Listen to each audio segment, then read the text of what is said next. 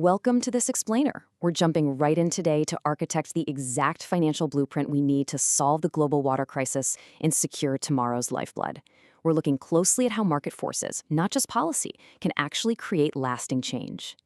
$13.2 trillion. Just take a second to wrap your head around that massive number. That is the global water infrastructure gap. And look, we really have to reframe how we think about this. It's not just an environmental threat anymore, right? It is an active, multi-trillion-dollar economic bottleneck. You've got municipal utilities totally constrained by over-leveraged balance sheets, and industrial manufacturers are literally facing operational shutdowns because of supply insecurity. We need a massive influx of capital, and we need it yesterday. Here is our roadmap for today.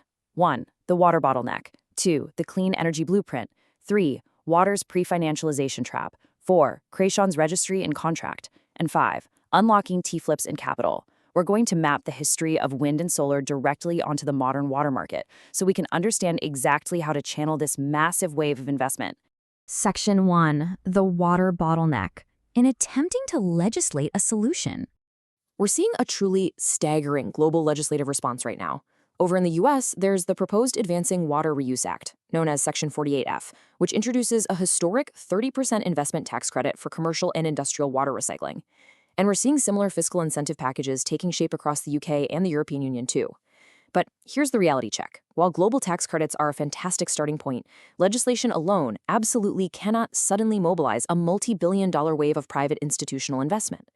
The crucial takeaway here is that financial markets have to first build the underlying plumbing. You need that infrastructure to turn an untamed physical resource into a standardized bankable asset class. If we rely solely on tax credits without that financial foundation, the capital simply won't flow.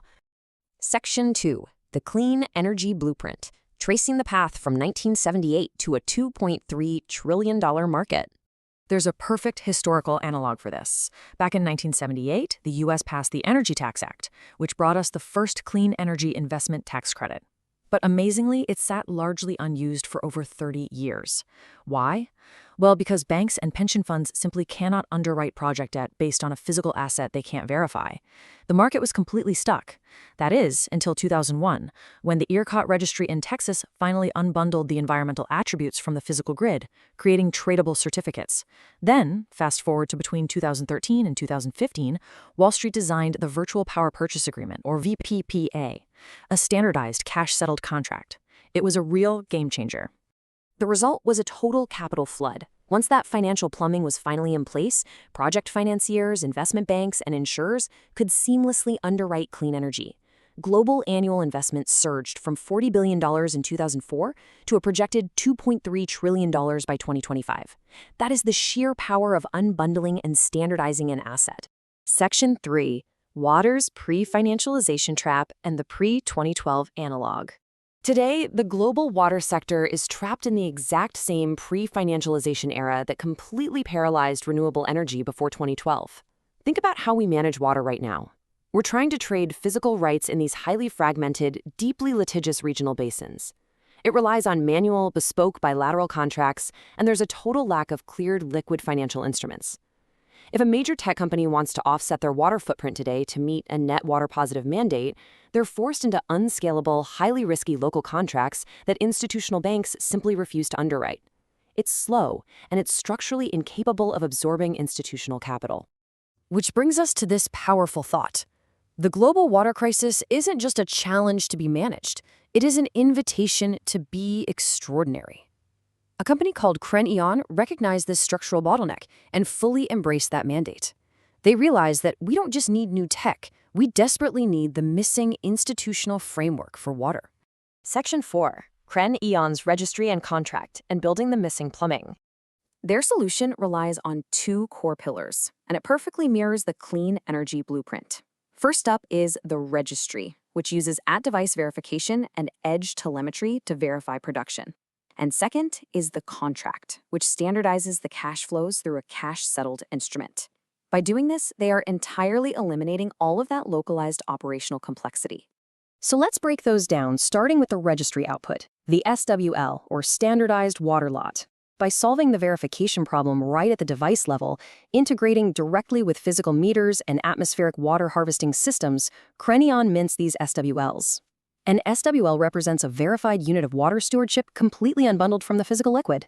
For the very first time, water actually gets an immutable digital deed. No way, right? It's huge.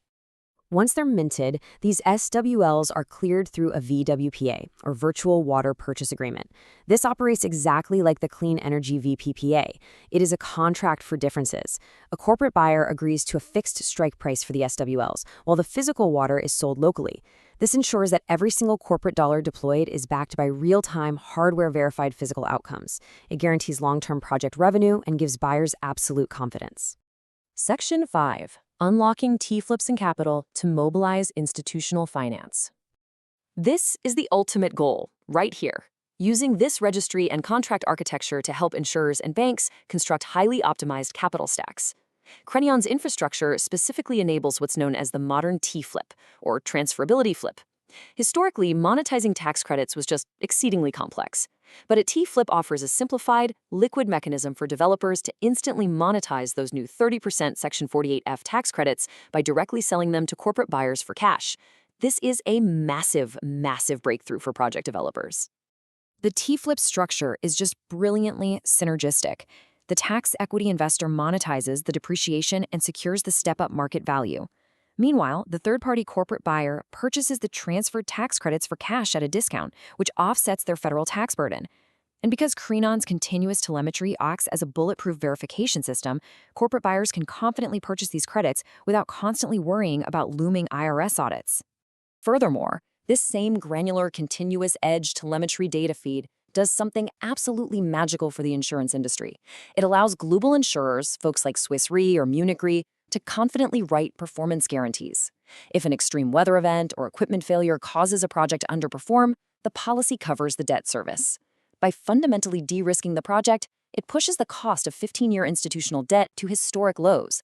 That unlocks high-leverage debt so developers can build faster and scale across the globe. The contrast between yesterday and tomorrow is abundantly clear. Yesterday was defined by fragile basin rights, manual bilateral contracts, and stranded assets. Tomorrow is defined by standardized water lots, cleared VWPAs, and the mobilization of global institutional capital through T-flips and insured debt. Converting a fragmented local resource into a globally cleared asset class is, for sure, the only viable path forward. So we'll leave you with this provocative thought. History has proven over and over that we cannot simply legislate our way to a multi-billion-dollar environmental market. The missing infrastructure is finally ready, and the trillions of dollars in ESG-mandated capital are just waiting on the sidelines. So, with the plumbing built, how will you participate in securing our world's most precious resource?